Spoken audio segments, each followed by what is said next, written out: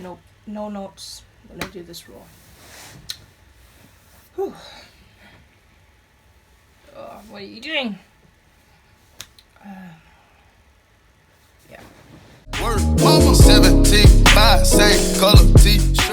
Hi guys, welcome back to my channel. I know it's been quite some time since you last saw me, but I've literally been living my best life during this summer. Like, I went to Germany, and I will drop a vlog for that soon. I went to Carnival, celebrated my brother's birthday, Eid came up. Like, literally so much stuff has come up since the last video that I just haven't had enough time to sit down and record a new video. So sorry about that, please bear with me. I am going to try my best to pre-record quite a few videos, so in the next couple of days you have quite a few uploads to look forward to. I guess we might as well jump in straight to the video today. By the title you must already guess and already know what I'm going to be talking about, and that is racism. Yes, racism is such a huge talked about topic when it comes to university, let's just say. Whenever someone is moving to university, particularly people from BME backgrounds, one of the first things they ask is, are there any black people, or is that university racist? And there are a lot of questions like that which I've been seeing flooding through my comment section from fellow BME POC people, which is fair enough because, you know, I'm a black girl, I'm going to a very predominantly white university, and so it's fair enough that you ask those questions so you get an idea of what it's really like when you're in such environments. And so I thought it would make sense to sit down and to talk about being a person of colour in these environments, talk about racism in these environments, and talk about my experience with regards to racism in such environments, just in one whole video, so that you guys get the full picture and you just understand from my perspective. Quick disclaimer, my perspective is my perspective, so it doesn't mean that for every other individual out there what I went through is what you're going to go through. Many people go through uni, live in their best lives, and don't have to worry about some of these things, or don't have to go through racism to the extent that some others have. And so please do not kind of start nitpicking at unis based on, oh, racism exists here, racism exists there, because at the end of the day racism exists everywhere. It doesn't matter where you go. Like, even though I live in London, in Hackney, where it is a very multicultural area, there is definitely racism which exists within this area. Maybe not as much as somewhere else, but there will be racism here, racism anywhere. There's racism anywhere where there's people, essentially. So I guess don't make your uni options or make your uni choices based purely on that, because wherever you go you can't really avoid it, unfortunately. So just bear that in mind before you let, I guess, my experience or anything else cloud your judgment of anywhere or anywhere you want to particularly study, especially Edinburgh. Anyway, so I guess we might as well jump straight into it. The first, I think, I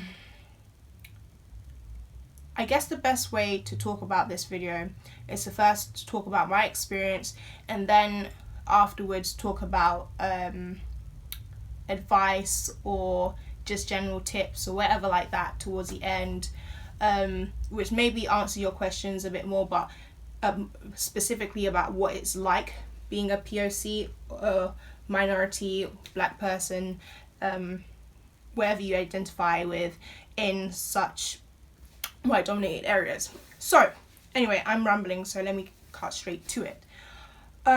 So I'm not sure if you guys have been following me for long, but if you have, you know that I do a lot of student vlogs, and in my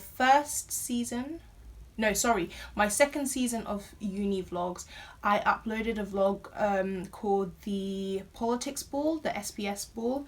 So if you haven't watched it, go check it out. But in that on that day, the School of Political Sciences had a ball whereby we all got dressed up. We went to this place called the Dynamic Earth. It was really nice. We had like a 3-course meal dinner, and then there was a Kaylee. Like, it was really nice. But watch the vlog and then you'll get to see all that stuff. Anyway, so I called it one of the best nights. Like, I literally enjoyed it so much. It was one of my favorite nights from first year, but it was kind of ironic how one of the best days turned into one of the worst days of my first year experience. So, you know, I got back home from Dynamic Earth. It was very late, like midnight when I got back. Came home, took forever to like actually go to bed, like because that's just the way I am, and didn't finally get ready to go to bed until like 3-4ish in the morning, that kind of time. Bear in mind, the next day I had to go to work because the ball was on Saturday. I was going to work on Sunday, and so I had to get into bed quickly and kind of shut off for work early in the morning. I had a 9 a.m. start. So I go to bed now, and as I'm going to bed, I usually put my alarms on, put my phone to charge, and then kind of turn with my back to my phone. But I always leave my kind of notifications on, I guess, because like sometimes when I put my phone on silent, I don't hear my alarm, and so to prevent that and to prevent myself from oversleeping, I always like to keep it on and on loud. So now I literally turned over, closed my eyes, and as soon as I close my eyes, I get a notification, and I was just like, oh great, well I might as well check this out because I've not gone to sleep, and I'm the kind of person who takes time to go to sleep. So I was like, let me check the notification because it'll still be on my head if I don't. I go check my phone, and there was a group chat on Messenger which I was a part of for our floor, and on our corridor we made a group chat during Freshers Week, just so that, you know, if anything popped up, if anyone wanted to go out, you know, just to help socialize. And so on that group chat, someone sent a message. Like, it was really weird and random, like, because it felt like the person who sent the message wasn't someone who talked that much, whatever. But when I checked the message, it wasn't an actual message, it was a video. And so I was just like, oh, this looks a bit weird, like, why are they sending a video? I click onto the video, and the video had a ton of racial slurs. It involved these cartoon characters taking the mick of basically black people, saying very derogatory things, mentioning people like Michelle Obama, like the Obamas, and saying really bad things about them, kind of quoting a lot of black stereotypes, like, you know, they all like to eat chicken and stuff like that. I'm not going to go into too much detail what the video entailed, but it was very annoying. And the worst part of it was kind of played as a tune, like a song. And so whenever I hear the song, it's like stuck in my head, and it's that annoying kind of replay, like you just can't get out of your head. And so I decided to, I didn't know, actually, I don't know what I did. I just saw the video and I was like, okay. And that's literally all I said. All I said was okay. And every time I would say okay, it would get louder and louder and louder. Like, okay. Like, I was getting really angry. And I actually recorded, I think straight after I received the message, I actually recorded my reaction. So if I find it, I will plug it in here. Hi guys. So it's 17 minutes past 4 in the morning. And like I was saying earlier, I needed to go to bed because obviously I have work in the morning. And so I'm just about to go to bed and I get sent a disgusting message on the group chat, which contained a video, and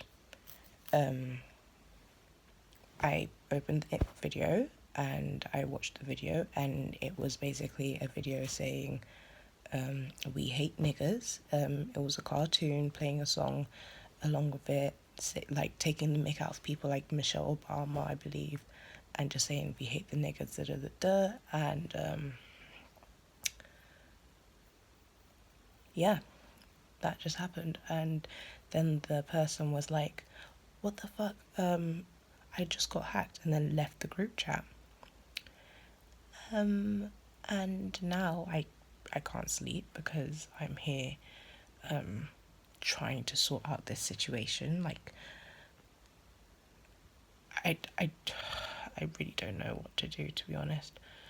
Part of me is like, literally, this is another Nottingham Trent, another Exeter University. Let me just share this and, you know, spread light to the situation, because I am sick and tired of having to go onto Twitter yet again to find another university, whether it's Birmingham or DMU.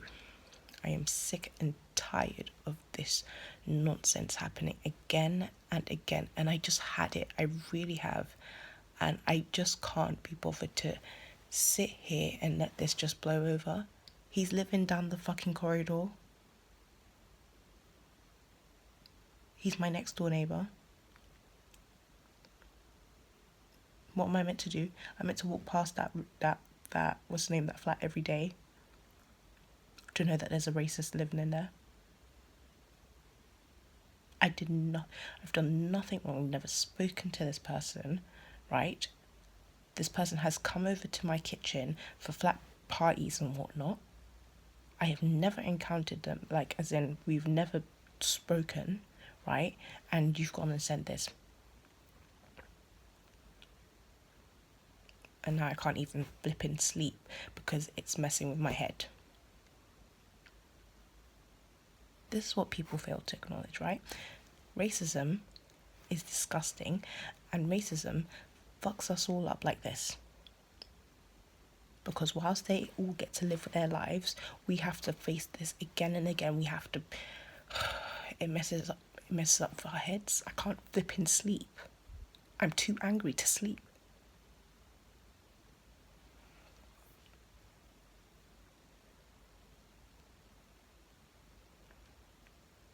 I'm just sick and tired of this place.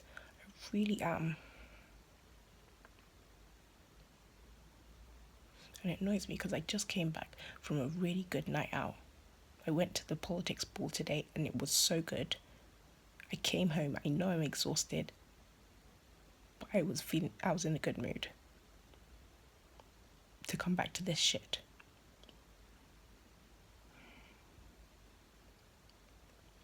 My head is actually a complete mess. I don't know what I want to do right now, but I'm actually really tired and I just need really... Oh my days.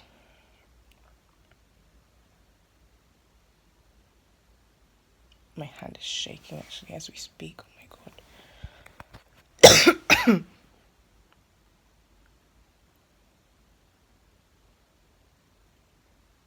I just looked at that video and I was like pissed off. And it's, you know, it's sad because you come into university, right? And I don't know, I can only speak for myself, but possibly other black people have the same feeling. But you have to come into a place like this expecting racism.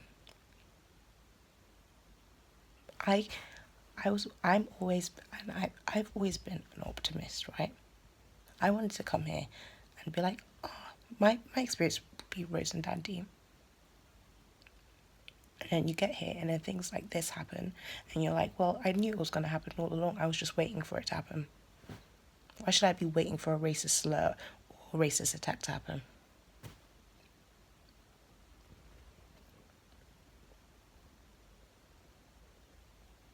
really pissed off right now. Oh my god, I don't know what I'm doing. I do not know what I'm going to do.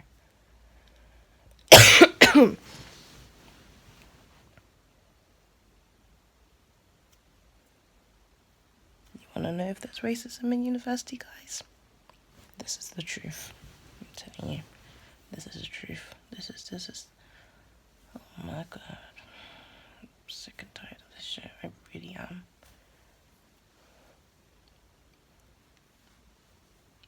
I'm really getting annoyed at this place.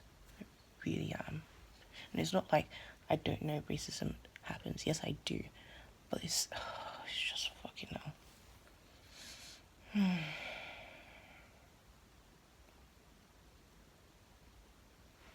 When I finished watching the video, it was like a minute long. I finished watching the video and I was literally like, okay. And every time I would say okay, it would get louder and louder and louder because I was just getting more angry. I just didn't know what to do. And so I go onto my phone and I'm literally Ninja Warrior typing away a whole paragraph ready to send it to him, like, how dare you, da da da da. And then I realised that the guy had left the group chat. So like they'd sent the video, then was like, oops, got hacked, and then just left the group chat. And I was like, wow. So even this message, like, there's no point sending it because he's not going to see it. So now, yeah, I'm angry. I can't really go to bed. I'm still awake and I'm just looking at the group chat. I'm looking to see if anyone had said anything. It was like, even though it was 4 a.m, there was about like 25 people on that group chat, but some people had seen the messages because obviously you can see on Messenger when people read the messages. And so I was just there waiting for someone to say something because I was like, I'm not the only person who's seen this and knows this is wrong, right? Like, someone will say something. Minutes go by, nothing said. I didn't hear anything from anyone, no private message, nothing. And so I'm angry now and I go private message the guy who sent the video and I was like, how dare you, if you really want to send something or say something racist and something or something like that, then have the decency to come say it to my face. Like, I literally live next door to you. So if you really want to say something, just have the bravery and come out to me and say it. And I was just really angry and he was trying to say, no, sorry, I got hacked, da, da, da, da, and, you know, playing that card, saying how probably his friends got hold of his phone, something like that, and he sent the video, and they sent the video, sorry. He really apologizes and stuff. Is there anything that you can do to make it up to me? And I was just there like, I don't think you understand the magnitude of this situation. You have just sent me a very racist video and you think you're just going to be able to make it up to me, like bribe me out of this. No, it doesn't work like that. And I was just really angry. And I was just talking to him. Bear in mind, I had to reach out to him. He didn't reach out to me. And this was a whole 5 minutes after the video got sent. At the same time, whilst I'm conversing with him, I'm thinking, yo, like, is anyone going to say something on the group chat? I go over to the group chat now, and yes, there's some people saying things. And all of a sudden, I go there, and they're literally like, oh, like, that was it. And then they go on to proceed and start taking the mick out of the situation, like, oh my gosh, I'm scared to go home because I don't, kind of insinuating like, oh my gosh, I'm going home to a racist, like, oh my god, I'm so scared, you know what I mean? And then they proceed to even joke further, basically joking that, the flatmate who said he was scared to come home, oh my gosh, like, is this you, like the one who's saying, like, basically, he'd had way too many drinks earlier on in the year, threw up all over a kitchen floor, and they were starting to joke about that rather than the fact that a racist message had just been sent. Not joke about that, but talk about the fact that a racist message has been sent. And literally, I was literally like the only black person in this group chat. So it was like, yo, it's pretty obvious that there's one person which this video is directed to. So you're not gonna say anything. Cool. Bear in mind, the whole time I'm jumping back and forth, talking to the guy who sent it, messaging him like, yo, what's up, this is terrible, this is bad, but no, telling him how I feel. I'm literally angry, I'm fuming. Bear in mind, this is like 4 o'clock in the morning, and this keeps going back and forth until like 5. I can't go to sleep because I'm angry. I'm still kind of looking at the group chat to try and find out if someone's sent anything, tried to pacify anything. No one. So I go to bed angry because I have to go work the next day. And then I wake up early, like 7 or 8, because I have to trek to work. Wake up now, go straight to the group chat to see if anyone said anything. Nothing. And the worst part about it all was, at this point, the majority of the group chat had seen the messages. So you know when you see all them little heads at the bottom of the screen and you're just there like, okay, so you all saw but you didn't want to say anything. Cool, I see how it is now. But you know, sometimes at the back of your head, you've got you give them the benefit of the doubt. Like, it's 7 o'clock in the morning. Most people are sleeping on Sunday morning, especially if they've gone out the night before. So you're just like, okay, maybe, you know, when they see a message and then they just like, you know when you open a message but you don't actually read it. So you're thinking, maybe, right? I go to work now, and it was like visibly affecting me apparently, because when I went to work, my work colleague was literally like, Haddy, are you okay? Like, you don't seem yourself, which was obviously not the case, but I didn't really talk about it too much. Like, at work, I'm the only black person there as well, so with things like racism, there's no one who you can really talk to for them to really understand. Like, white people can be like, okay, like, raw, that was wrong, that was bad, but for a black person to be like, yo, this is how I feel, and for a white person to understand that, it won't work, because you're not black, you don't understand the black experience like that. So I finish work now, come out of work, still on my phone, literally using 4G like mad, on my phone, and now I'm Snapchatting my friends from home, telling them everything that happened. I sent them a whole, you know, when you, like, a whole snap thing, like just a snap video, telling them exactly what happened.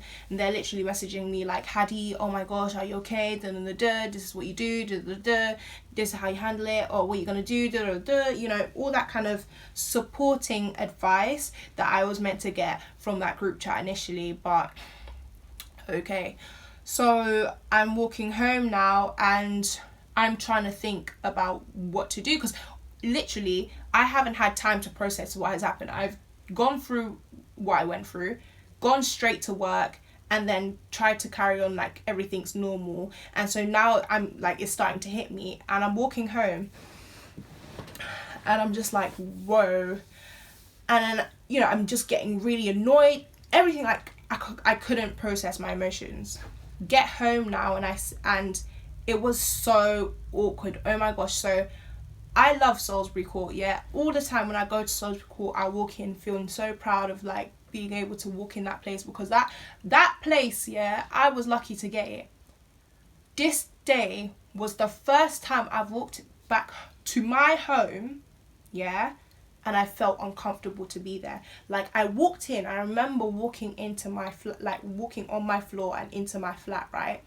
And I felt like contained, like I felt claustrophobic. That's the best way I can feel it. Like, everything was like kind of closing in on me, and I just felt a bit suffocated, and I felt like I shouldn't be in there. And then I got into my room, and still it felt the same way, because literally the walls and everything, I felt super closed in.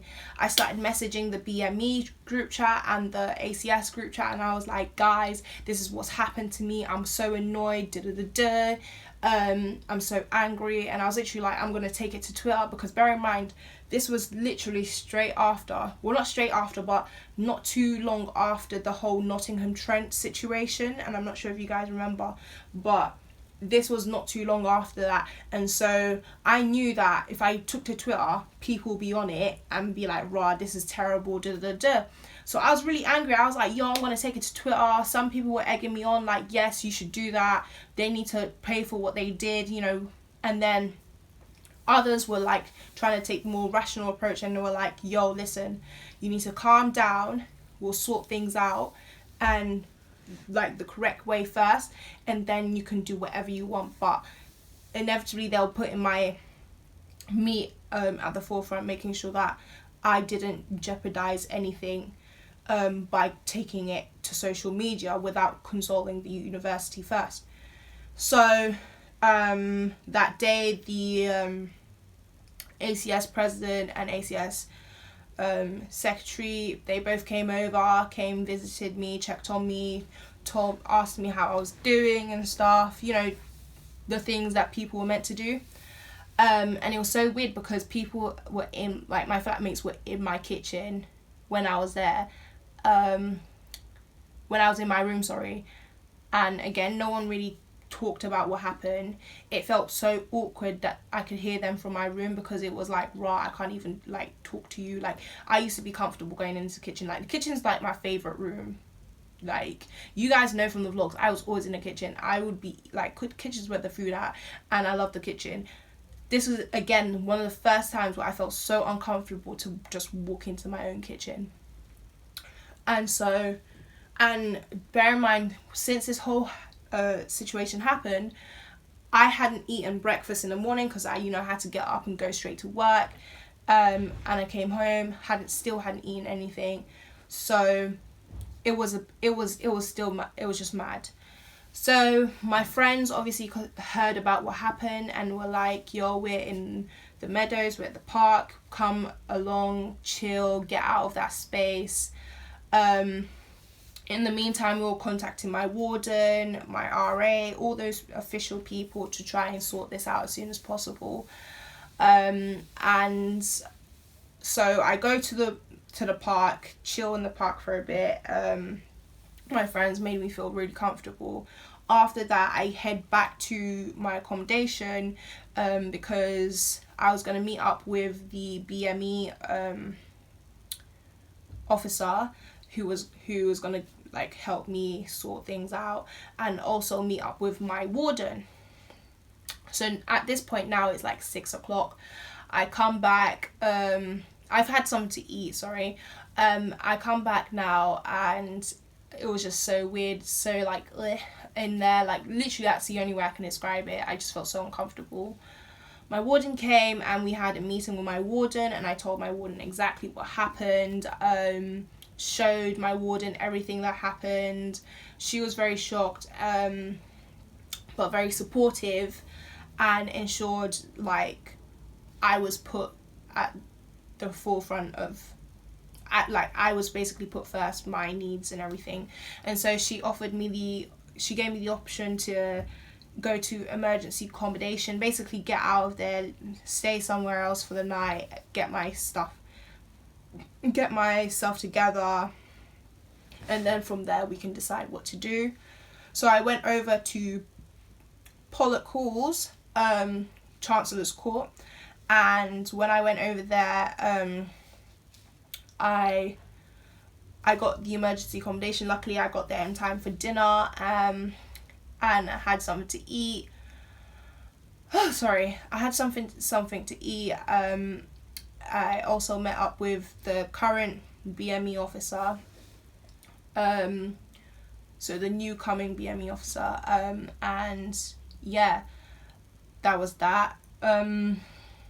I literally only took like a bag full of stuff and just a couple of things that I can use to survive the night. I go into the room now, and I called home, told them what happened, and just was like, I'll update you about the situation, but that was that. Hi guys, today's been a whirlwind, I guess. As far as I'm concerned, I can't speak too much on what's going on. Basically, I was just involved. Oh, sorry, that looks scary. I was involved in a racist incident, as I think I mentioned earlier on in this video. And as a result of this, action is being taken, and I am building a case to report to the university so that something is done about this. I'm still in my work clothes because as soon as I got back from work, I have been running up and down trying to sort out the situation. It's very long and it's very time consuming. It's not something I want to be doing. I'm in the process right now of writing up my statement, and I am drained, in all honesty, so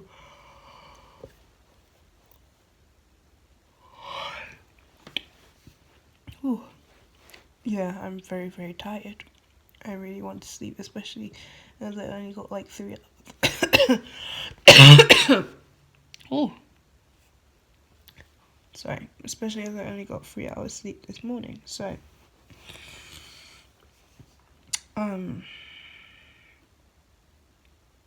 I just wanted to kind of document this process so that people know the ins and outs of how it feels, because I'm trying to keep it real on this channel, and keeping it real means doing things like this.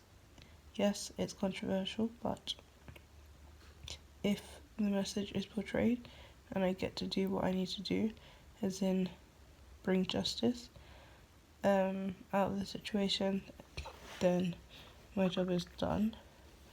So I have been moved into emergency accommodation so that I don't have to live amongst the perpetrators in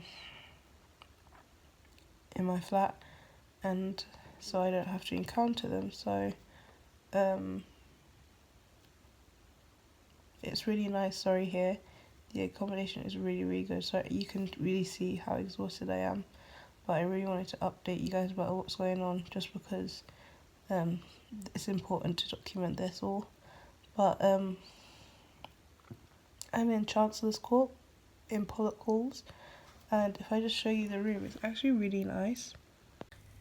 Next day comes, next day comes, I had to sort out new accommodation, which I basically ended up choosing Chancellor's. I had to go to the advice centre and get some advice about how to approach this situation, how to conduct a university investigation, what to do, all that kind of jazz. And it was just crazy because the next couple of days, literally back and forth, I'm meeting up with the advice centre, meeting up with investigators, meeting up with my warden, trying to sort all this stuff out. In the meantime, a lot of the BME and ACS people were reaching out to me, making sure I was okay. So thank you so much to all of you. If I haven't said it again enough, I've said it several times, but I will say it again. They were the best, I guess, the best support network that I needed during the time. So I basically chose to stay in Chancellor's, and that's why I moved over to Chancellor's. And when I stayed at Chancellor's, obviously I had to move all my stuff from Salisbury back over to Chancellor's. So it was like I had to move all over again, which was annoying. I had my friends help me out though, so shout out to them. They were really helpful. They helped me move overnight. They helped me move overnight, get my stuff together. And then I stayed at Chancellor's. And bear in mind, so this happened at the end of March, beginning of April. This is during the time when the academic year ends and we are preparing for exams. And so I'm doing all this stuff but still trying to cope with university on top of it. Yeah. And so, where am I at? I had to create my complaint now. And just the complaint process, I'm gonna keep it real and honest with you, is so long, tedious, and just annoying. Like, in university, I had to say the same thing 200 times. I had to play the same video multiple times. Like, it was just awful. And like, I can understand why people wouldn't want to go through the complaints process, because it's just so long, and you as the victim basically go through more trauma in the whole situation than probably the perpetrator in the situation, because you're the one who has to keep pushing, you're the one who has to keep fighting, and that really annoyed me. And so I'm trying to sort that out, trying to get my exam game was strong. Luckily I had more people over at Pollock, which I met and became really good friends with, who made me feel really comfortable, and so that's why towards the end of the year I really enjoyed my stay at Pollock. Like, it was really good and it was what I really needed, and that's why I chose to move, because I needed to be in a fresh space especially for exam season, because bear in mind, I'm not flopping my exams for no racist people. So, it was crazy. And then over that whole period, it was just a literal back and forth of just handling complaints, procedure, handling the investigation, trying not to say anything to ruin my investigation. And that's why I pushed this video aside for so long. I didn't want to talk about it because I didn't want it to infringe with my investigation. In the meantime of this whole situation, again, the group chats again was still active. I was still on the group chat so I could collect evidence, essentially. They were still taking the piss, to the point where one person on the group chat, this is on a separate group chat, but it's with basically the same people, just a bit smaller. They sent a video about saying like why I hate Carly Rae Jepsen, something like that, and then they were like, "Oops, I got hacked," and basically playing on what had actually happened and taking the piss out of the whole situation, which again made me really annoyed and really showed me who I had been living with, because I had been someone who, no matter what, I had all these people's back. You know, sometimes they would annoy me or whatever, but I was still there for them, still cared for them and stuff. And the one time that I needed people to be there for me, they basically slagged me off, and I was just like, okay, cool. And that's why till this day, I don't know, but basically to this day, I've cut them all off. I don't talk to anyone who I lived with in that building. Not in the building, sorry. There are people in the accommodation which I talk to, but as in people on the floor, do not talk to them. Cut them all off from socials and everything like that, because they just all remind me of a time which I'd prefer to forget. Also, the fact that you all saw that you're bystanders, and being bystanders makes you just as bad, because you see bad things going on and you don't do anything to stop them. Okay, I know exactly how you guys operate, thank you. But yeah, exam season comes. It did have a lot of strain on my exam season. It was very annoying. I had to apply for extensions for the first time. I had to let my academic peoples know exactly what was going on, so they had an idea in case my exams went bad or something. And then I had the option even to apply for, so in uni you can apply for this kind of like, it's like like in school you've got extenuating circumstances where basically you let the uni know, oh, this happened, so I might not do as well in my exams. I had the opportunity to apply for that, but again, it was so long, and I think this is one thing that a university really needs to fix up on. It took too long, and it was just like, why again are you putting me through so much stress when I didn't ask for this to happen? Like, if I was here and I chose what I wanted to happen, this would never have happened. I would have been studying in the library, chilling, living my best life, getting my exam results and doing well.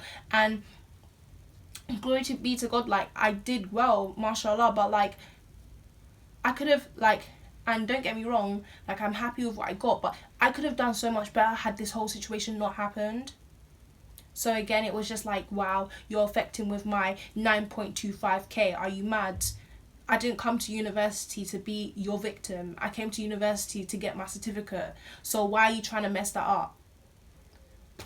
Anyway, so I finished exams really early. I finished exams in May, and then even though, like I said, I'd been going to these investigations, I'd been in contact with the police as well, and reported what happened, you know. Even though I was doing that back and forth, by the time my exams had finished, I still hadn't heard any response from the university telling me exactly what the outcome of the investigation was. And I don't think it was until June.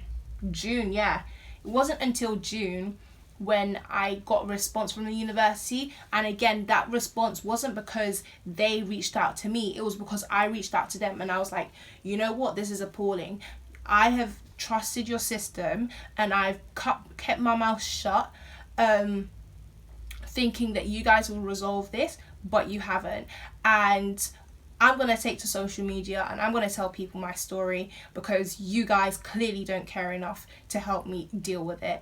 And they were basically like, oh, no, we take it seriously, like, basically that was their response, like, we're taking it seriously, don't worry, And I went, like, I was proper, like, because you know how unis have documents about how they're meant to handle all these procedures. They're meant to respond to me within 20 days with an outcome. It took me 3 months to hear an outcome. Are you mad? Anyway,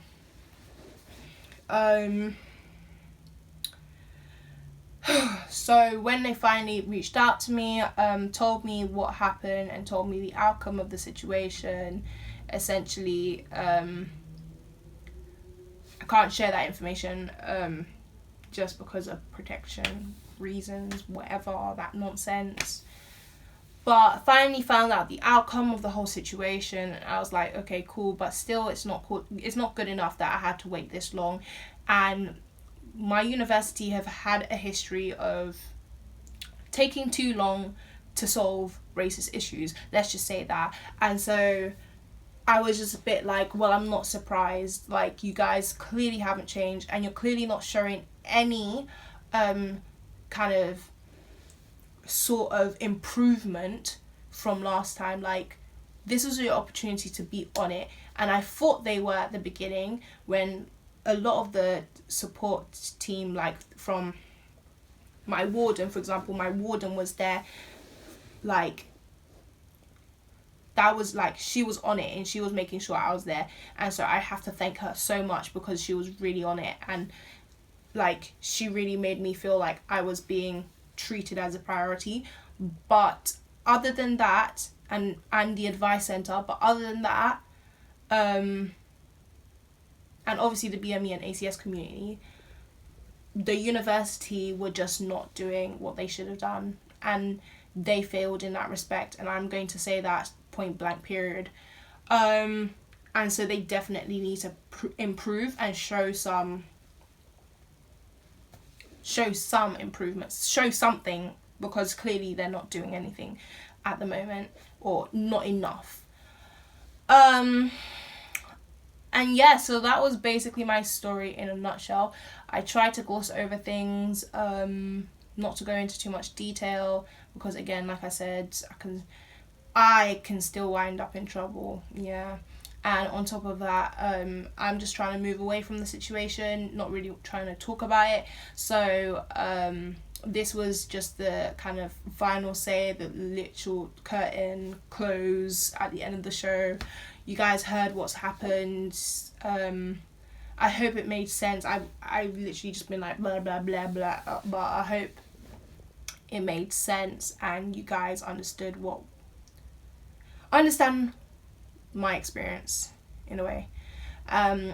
Although it's not the worst, and I'm not saying it was by any means the worst, like literally if you saw what happened at Nottingham Trent, that was horrible and disgusting, but I feel like any experience of racism, big or small, should be treated just the same, because racism is not acceptable. And so moving past that, I guess, what would I say to you fellow black girls or BME people going into these very white spaces? I would say just don't change and be unapologetically you, because there's like, I've learned in life that whatever you do, if you're doing good, if you're doing bad, whatever, someone's gonna hate on you and someone's gonna have a problem. I can't help the colour of my skin, and I can't help who I was born from, who my parents were. I didn't control these factors. I mean, I love my melanin, don't get me wrong. I'm 100% happy with my black girl magic, but I didn't control this, and so now you want to try and attack me for something I couldn't control. It doesn't make any sense. But for me, I've kind of grown from the experience, and it really highlighted, it really showed me a lot, because for example, when I was talking to people afterwards, and a lot of people were like, you're really brave for doing what you need to do and sharing your story, when I started talking to other people afterwards, I realized there's been so many different little racist incidents happening across campus that my uni just don't know about, because people don't believe that my uni will take it seriously.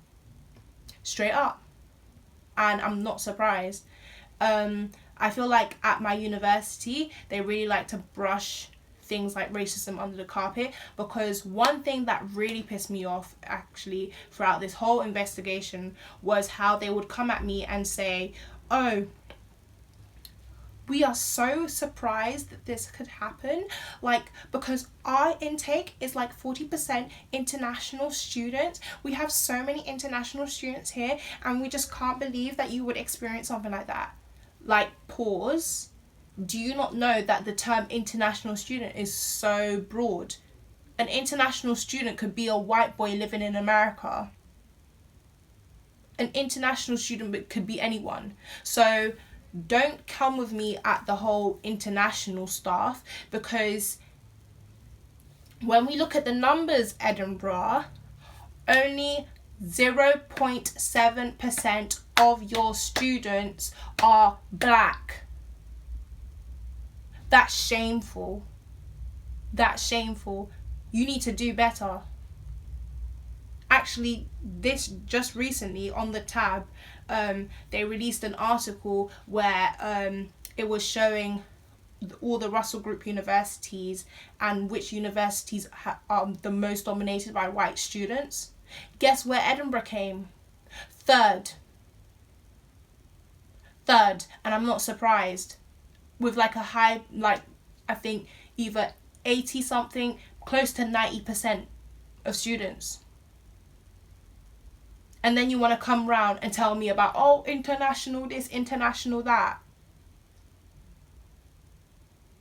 It's just so annoying, and it really annoyed me throughout that whole process actually, because don't throw me that international card, right? You've got a problem with racism in your university, deal with it. Stop brushing it under the carpet like it doesn't exist, because there's plenty of